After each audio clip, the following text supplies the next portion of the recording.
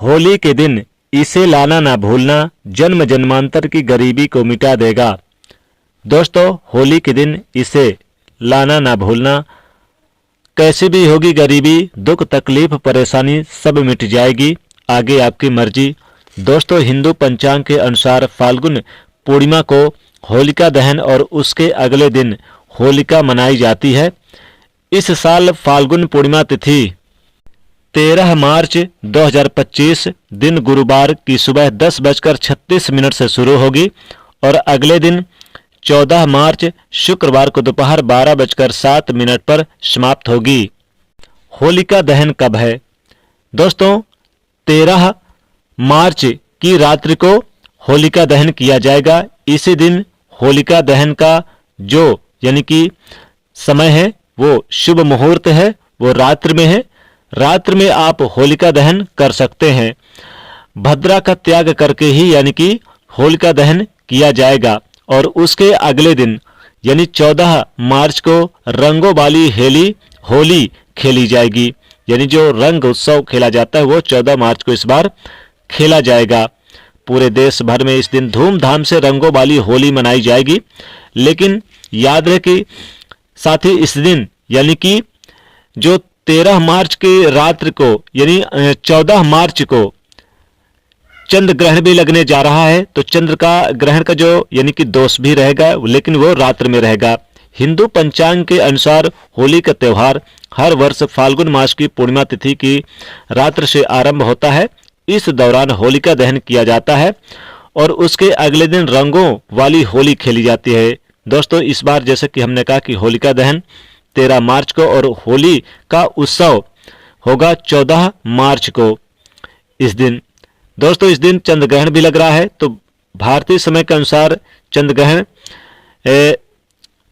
दिन में लगेगा। चूंकि ये भारत में दिखाई नहीं देगा, लेकिन दिन में 10 बजे से ये दोपहर 2 बजे तक रहेगा। हालांकि भारत में इसका कोई भी असर नहीं होगा। ये खग्रास उपछाया ग्रहण होगा। दोस्तों, माना जा रहा है कि इस दिन यानी कि चूंकि सूतक काल भी नहीं लगेगा, इसलिए दिल खोलकर लोग होली खेलेंगे। भारत में इस ग्रहण का कोई भी असर, कोई भी फर्क नहीं पड़ेगा और होली जमकर खेली जाएगी। ये ग्रहण भारत बाहर विदेशों में दिखाई देगा। तो दोस्तों, बता दें कि इस बार जो होली का पावन त्यौहार है, कई शुभ योगों के शुभ अवसर पर आया है और होलिका दहन के दिन भी कई शुभ योगों का निर्माण हो रहा है। बता दें कि इस दिन यानी कि 14 दिन होली खेलें और 13 मार्च को आप लोग यानी कि होलिका दहन जलाएं। होलिका दहन के दिन बहुत सारी सामग्री भी यानी कि लगती है और बहुत सारी चीज़ें यानी कि होली से पहले अपने घर में लेकर आना भी पड़ता है, जो हमारे घर से गरीबी को, निर्धनता को भी मिटा देता है। तो ऐसे कौन सी कुछ चीज़ें ऐसे भी हैं जो भूलकर कभी भी नहीं डालना चाहिए क्या होलिका दहन में इस दिन? नहीं तो उल्टा आप पर गरीबी आ सकती है, घर में कंगाली आ सकती है। होली के दिन ऐसी पूजा कभी ना करें। सनातन परंपरा में होली का त्यौहार बुराई पर अच्छाई की जीत का प्रतीक माना गया है। होली का महापर्व खुशियों और रंगों से जुड़ा हुआ होता है। होली की रात्रि दैव शक्तियां रात्रि भर में यानी जागृत रहती हैं। इस दिन आसुरी शक्तियों का नाश होता है और दैव शक्तियों का उद्गम होता है। इससे दरिद्रता का नाश करने का, जीवन में चल रही परेशानियों को मिटाने का, दुख तकलीफ सारे कष्टों से छुटकारा पाने का सबसे अच्छा दिन माना जाता है। शास्त्रों में नक्षत्र विद्या में होली की रात को सिद्धि रात्रि कहा गया है। इस दिन नकारात्मक और सकारात्मक ऊर्जा दोनों ही बहुत सक्रिय रहती हैं। इसीलिए लोग सदियों से इस दिन सिद्धियां हासिल करने के उपाय करते आए हैं। होली की रात्रि में जो साधना की जाती है वो बहुत ही कारगर और फलदायी सिद्धि होती है, जो कि 100% सिद्ध हो जाती है। इस दिन आप किसी भी देवता की साधना को सिद्ध कर सकते हैं। आज की इस वीडियो में हम आपको बताएंगे होली पर किए जाने वाले कुछ ऐसे प्रभावशाली उपाय जिनसे आप आने वाले नए हिंदू वर्ष में खुशियां ही खुशियां पाओगे। आप अपना दुख दर्द तथा कष्टों को मिटा सकते हो। लेकिन क्या आप जानते कि होली पर यह 3 चीजें कभी नहीं डालना चाहिए? इससे उल्टा आप पर संकट आएंगे। तो वीडियो को अंत तक जरूर देखना। दोस्तों, आगे बढ़ने से पहले कमेंट बॉक्स में जरूर लिखें जय होलिका माता। और साथ ही साथ वीडियो को लाइक भी जरूर कर दें। दोस्तों, शास्त्रों के अनुसार माना जाता है कि होली का दहन पर होली की अग्नि में टूटा हुआ गन्ना नहीं अर्पित करना चाहिए, ना ही खराब गन्ना अर्पित करना चाहिए। इससे उल्टा आप पर होली का मैया जो होती है, होलिका मैया के कोप का सामना करना पड़ता है। टूटा हुआ गन्ना पूजा पाठ में इस्तेमाल नहीं करना चाहिए। इससे होली माता नाराज हो जाती हैं और जाते जाते आपको श्राप दे सकती हैं।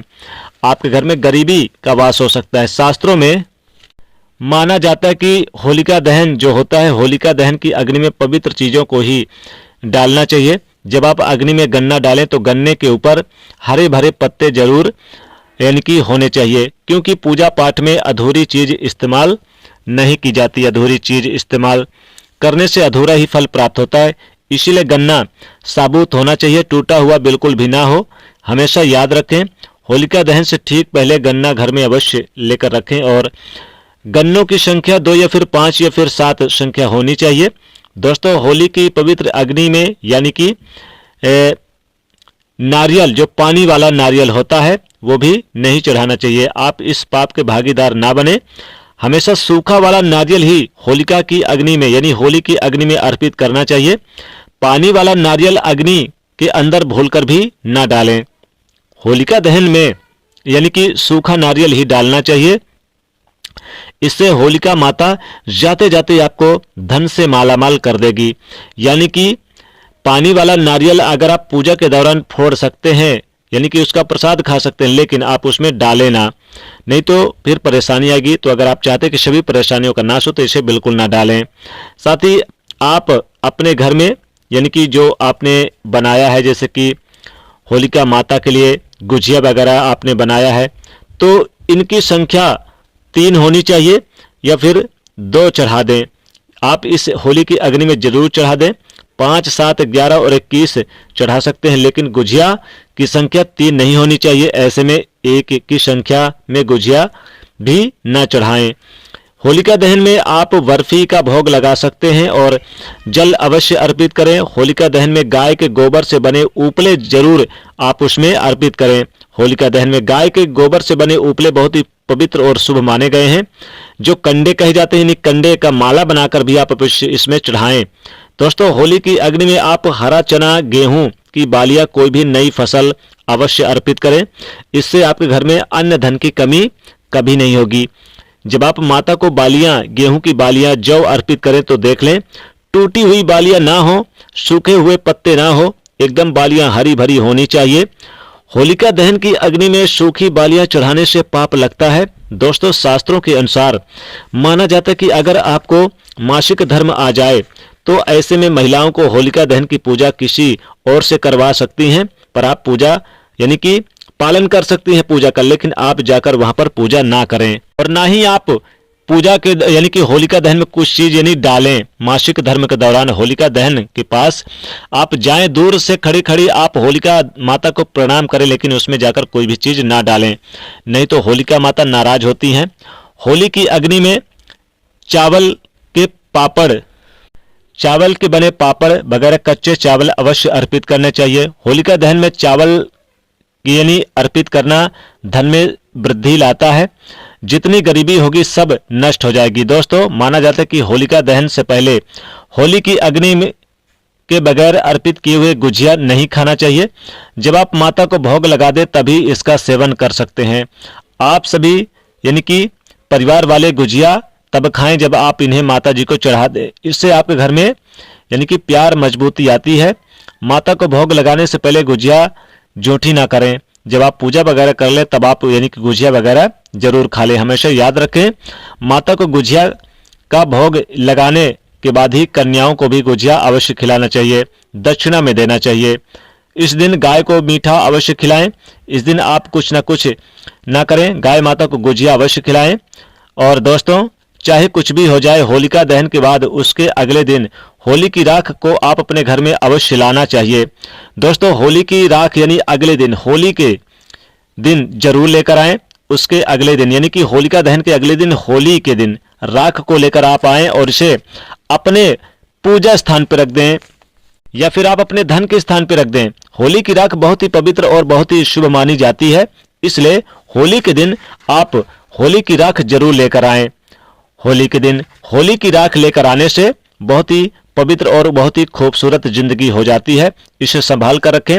आप इसे क्या करें कि होलिका दहन की जब दिन आप रात्रि में यानी 13 मार्च को रात्रि में होलिका दहन जलाएं और 14 मार्च को सुबह जब राख ठंडी हो जाए तो आप जाएं और एक लाल कपड़े में आप होली की राख को भरकर और आप उसमें 1 रुपए का सिक्का भी रख दें और फिर आप इसे ले जाकर अपने धन के स्थान पर रख दें। दोस्तों, ऐसा करने से आपकी जन्म जन्मांतर की गरीबी मिट जाएगी। छोटा सा एक उपाय बताते हैं कि होलिका दहन के दिन आप जब होलिका दहन के दिन जब जाएं तो आप 1 रुपए का सिक्का उसमें जरूर डाल दें और अगले दिन अगर वह 1 रुपए का सिक्का मिल जाए और थोड़ी सी राख को आप लाल पोटली में बांध करके फिर इसे ले जाकर अपने ईशान कोण में, घर के ईशान कोण में आप रख दें तो घर में कभी गरीबी निर्धनता नहीं आती है। या फिर चाहे तो इसे क्या करें, देखिए होली की जो राख होती है इसे लेकर आएं और इसे आप अपने पूजा स्थान पर रख दें और इसका डेली आप अपने मस्तक पर आप लगाएं, यानी अपने मस्तक पर आप डेली इसको लगाकर फिर बाहर निकलें, किसी काम के लिए निकलें, वो काम आपका 100% पूरा हो जाएगा। इस राख को आप काले कपड़े में बांधकर हमेशा घर में संभाल कर रखें, बहुत ही शुभ होता है। छोटे बच्चों के मस्तक पर आप इसे लगाएं, होली की राख को जो आप लेकर आए हैं होली के दिन। इससे नजर दोष नहीं लगता बच्चों को। अगर आपके घर में किसी बच्चे को नजर दोष लगी है तो आप होलिका दहन की रात्रि को जो होली की अग्नि आपने जलाई है उसे अगले दिन होली के दिन आप ले आइए उस राख को और उस बच्चे के मस्तक पर आप लगाइए। आप यकीन मानिए उस बच्चे की नजर दोष कुछ भी होगा, किसी ने किया कराया, सब दूर हो जाएगा और आपके बच्चे के आसपास भी नहीं भटकेगी कोई भी बुरी साया, कोई भी नजर, भूत प्रेत का साया सब मिट जाएगी। तो होली की राख जरूर लेकर आइए दोस्तों, यही एक चीज आपको लेकर आना है। तो दोस्तों, वीडियो कैसी लगी जरूर बताइए, वीडियो को लाइक करें, शेयर करें, चैनल को सब्सक्राइब करें। जय माता लक्ष्मी।